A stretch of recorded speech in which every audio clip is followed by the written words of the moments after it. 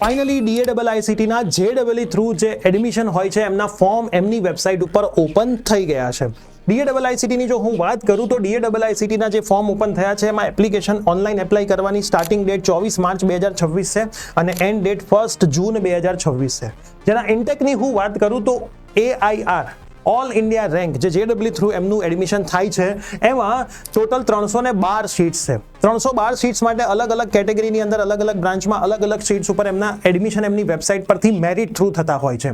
અને જે ACPC through admission થાય છે બોર્ડ અને ગુજસેટના થ્રુ એની હું સીટ્સની જો વાત કરું તો ટોટલ 129 સીટ છે.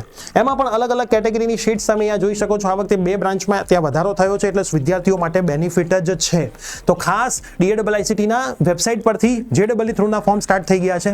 ACPCના ફોર્મ થોડાક જ દિવસોની અંદર સ્ટાર્ટ થશે ત્યારે એનો સેપરેટ વિડીયો પણ આવી જશે. આનો પણ મેં આખો ડિટેલ વિડીયો બનાવી દીધો છે. આ ડિટેલ વિડીયો તમારે આખો જોઈતો હોય તો કમેન્ટની અંદર લખો DAIICT.